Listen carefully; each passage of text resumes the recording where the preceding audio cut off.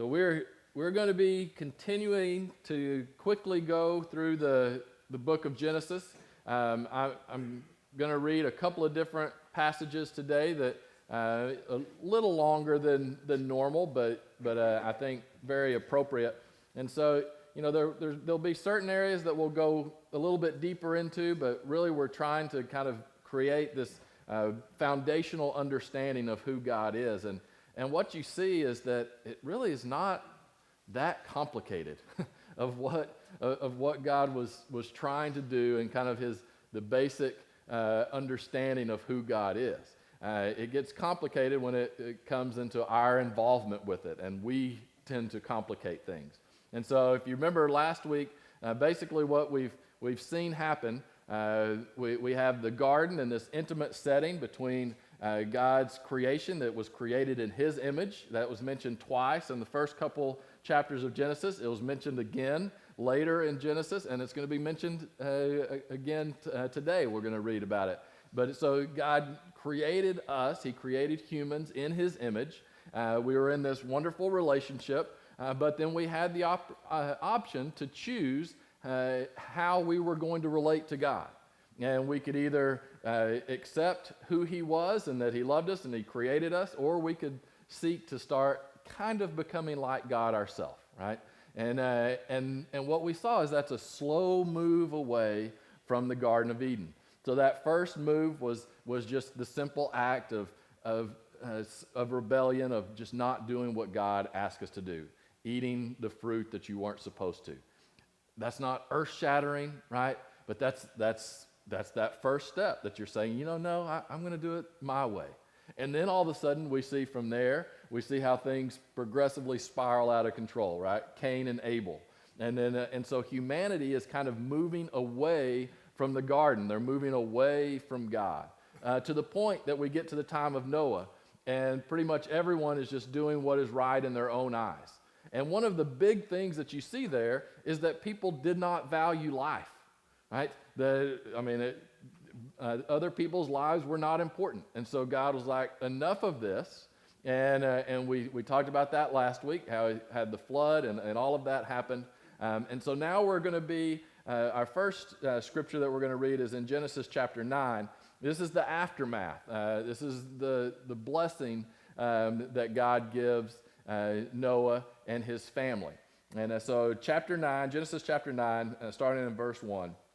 It says, "Then God blessed Noah and his sons, saying to them, 'Be fruitful and increase in number and fill the earth.'" It's important to remember we've heard that phrase numerous times, right? God wants them to do something. He wants them to fill this earth that He has created, right? "The fear and dread of you will fall on all the beasts of the earth and on the birds of the sky and every creature that moves along the ground and all the fish in the sea. They are given into your hands. Everything that lives and moves about will be food for you, just as I gave you the green plants. Now I give you everything. But you must not eat meat that has lifeblood still in it. And for your lifeblood, I will surely demand an accounting. I will demand an accounting from every animal and from each human being too. I will demand an accounting for the life of another human being. Whoever sheds human blood, by human shall their blood be shed. For in the image of God has God made mankind. As for you, be fruitful and increase in number. Multiply on the earth and increase upon it." Then God said to Noah and to his sons with him, "I now establish my covenant with you and with your descendants after you, and with every living creature that was with you, the birds, the livestock, and all the wild animals, all those who came out of the ark with you, every living creature on the earth. I establish my covenant with you. Never again will all life be destroyed by the waters of a flood. Never again will there be a flood to destroy the earth." And God said, "This is a sign of the covenant I'm making between me and you and every living creature with you, a covenant for all generations to come. I have set my rainbow in the clouds, and it will be a sign of the covenant between me and the earth. Whenever I bring clouds over the earth and the rainbow appears in the clouds, I will remember my covenant between me and you and all living creatures of every kind. Never again will the waters become a flood to destroy all life. Whenever the rainbow appears in the clouds, I will see it and remember the everlasting covenant between God and all living creatures of every kind on the earth." So God said to Noah, "This is the sign of the covenant I have established between me and all life on the earth." All right, so here we have this horrific event that happens, the flood, and now things are starting over. And God starts over with Noah and with his family. And it's interesting, and I think it's a very important thing that it talks about the importance of life, right? And God is saying, never again am I going to do this. And each of you will be held accountable too. Like murder, you can make the case that from the beginning that murder is kind of set apart as this is the worst thing you can do, in a sense, right? Because it is, and it reiterates that we are made in God's image. And so to take the life of someone that is made in God's image, to God, it's kind of unfathomable. He can't, it's like, why would you do that? And it should be for us as well. And it's important for us to know that not all cultures value life that way, especially at this point, right? This is pretty progressive stuff, right? Of valuing all human life, right? And not only that, it actually talks about, when it talks about do not, the lifeblood of the animal, that's talking about torturing animals too. It's that no, you can eat the animal, but you do it in respect. I mean, we could go a lot into some of that, but it's valuing all life. It's not just human life, but there is something unique about human life, right? And it's so important for us to remember that. And this is God at this point. He's not talking about making this covenant with the Jewish people. He's not talking about making this covenant with the nation of Israel. This is all people. This is all the earth. And as it transitions, if you want to read some real exciting stuff in chapter 10, it's called the Table of Nations is kind of the way that it's labeled. It starts talking about all the nations and the descendants and how they come out from Noah. And there's 70 of them listed, which if you're familiar, 70 is a number of completeness. It's a number of wholeness. It's used in different times throughout the Bible. So there is a figurative aspect to that, saying all nations, all peoples, God has made this covenant with, that they are important, that their life matters, that God is not going to destroy their life. That's a core fundamental element of who God is, that life is important. And I think we need to recognize that and make sure that we never take that for granted, that we are all created in the image of God.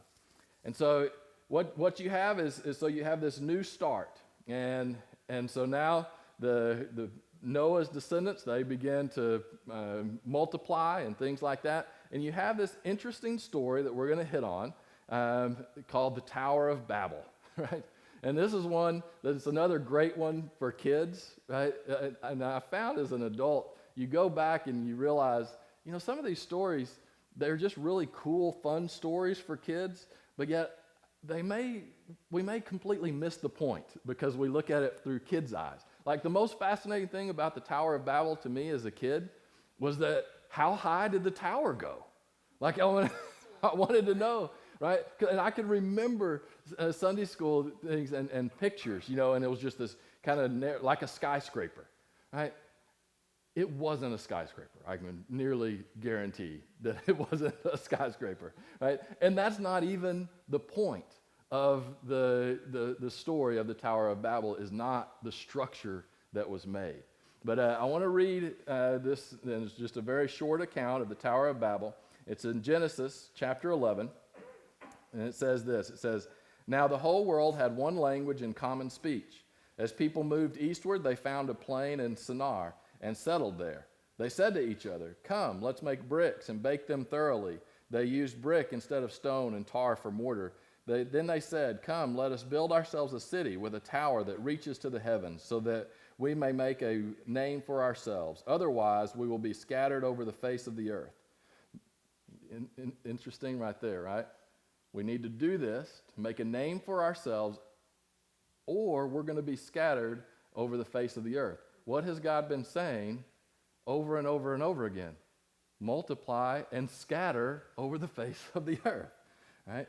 And it says, but the Lord came down to see the city and the tower the people were building. The Lord said, if as one people speaking the same language they have begun to do this, then nothing they plan to do will be impossible for them. Come, let us go down and confuse their language so that they will not understand each other. So the Lord scattered them from there over all the earth, and they stopped building the city. That is why it was called Babel, because the Lord confused the language of the whole world. From there, the Lord scattered them over the face of the whole earth. All right. So there's a lot to this, and I think you can kind of see a little bit about what's going on here. They were building something big and important, right? We don't really know exactly what that structure was, but it was more than just the tower. It was the city itself, this whole creation that they were creating. And really the focal point of this to me is that verse 4. It said, then they said to themselves, talking about the people, come, let us build ourselves a city with a tower that reaches to the heavens so that we may make a name for ourselves. Otherwise, we'll be scattered over all the earth. Basically, this is a move in a really ugly direction, right? That the people are choosing again, no, you know what? We want to do what's best for us. We want to make a name for ourselves. We want to be the ones who control our future. We want to be the ones who maintain control of our decisions, not God. So this is a move away from God and a move more towards giving in to that selfishness that we all have. And this is really interesting because God knows where this leads up, right? Or where it ends up. He knows what happens. He's seen it with Noah. As people became more and more consumed with themselves, it gets to where everyone is doing right in their own eyes. Life is not valued anymore. And God can't, that it goes completely against the character of God, and that led to the flood. Now you have this happening, and you kind of get the feeling that God sees that and goes, they're doing it again.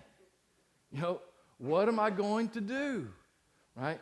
And so he intervenes in a different way.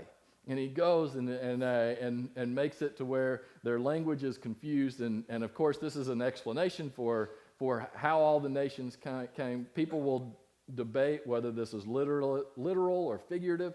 Again, the point of it is very clear that one of the most dangerous things that we can do is when we start to focus on ourselves and making ourselves great rather than glorifying God. And that is at the heart of what's happening in Genesis. That's at the heart of what is the problem throughout all of human history. It's this, we have within us, because we are special, because we are created in God's image, because we have the capacity to choose, we tend to want to choose to elevate ourselves over the one who created us. And that leads to really ugly places. And it leads to us not doing what God has called us to do. And that's what you see here. They wanted to make their name great, and so that we won't be scattered across the earth, right? Which went directly against what God's desire was. And I want us to focus just a little bit on what does that mean, making a name for ourselves. You know, that's an interesting one because that word you could probably translate as fame or famous, right? And I think most of us, when we think of fame, we say, "Oh, I don't struggle with fame. I don't necessarily want to be famous," but we all do to a certain degree, right? We all want to make our name known. Now, maybe not in the sense that, you think whenever I hear the word famous, I immediately think of Hollywood, right? That's where my mind goes immediately. And probably most of us don't have the desire for that type of fame, right? But some do. Some very much do. But I think all of us, we have that desire that, you know what, we do want to be known. We want to be recognized. And by the way, there's nothing wrong with that. There's nothing wrong with being recognized. There's nothing wrong with being famous. But when that is your goal, usually you're going to end up in a world of hurt. You know, like it is not wrong that we celebrate Martin Luther King Jr. tomorrow, right? He is famous. He is famous not because he sought fame, but because of what he did, right? There is a difference, right? And I want us to think a little bit about that. So, what are the problems when we make a name for ourselves? What can be some of the issues? Well, the reality is, and this is so important in today's culture, it's important for us to be teaching our children, but we also get caught up in this desire to make a name for ourselves. One, we have to realize the reality is that whatever fame or whatever attention that you do achieve is more than likely going to die with you, right? Like here's a couple of names, and some of you will definitely know these names. Franklin Pierce, Chester Arthur. You know those names? They're two presidents of the United States. Now, at the time, they were arguably the most famous people in all of the United States. Now we have no idea. You wouldn't even, I mean, I doubt anyone in here would know anything that they even did. And they may have done good things, right? But fame doesn't go with you. It doesn't carry on. Very rarely. In some cases it does, but it is very rare. You know, I mean, think about it. In the 1700s, there were a lot of very important people that did unbelievable things, that were very famous. And you could probably name 5 characters from the 1700s, maybe, right? That's important for us. That's one of the reasons it's not worth striving after making a name for ourselves, because it usually dies with us, right? Next, it's fleeting even for those who find it in this life, for the most part. Fame is usually very fleeting. I mean, we could all probably name the one-hit wonders, you know, of different bands, right? I remember whenever I was in like 8th grade, New Kids on the Block were really, big. I remember the Hanson Brothers, right? And literally had like one song, and if it played, everyone would go, "Oh yes, man, they were awesome." No, they weren't. They got it was one, and then their fame is gone, right? And so fame is so fleeting. If what we're trying to do is make a name for ourselves, even if we achieve it, it's usually gone the next day, right? Which is one of the problems with that is, so that really causes a lot of problems.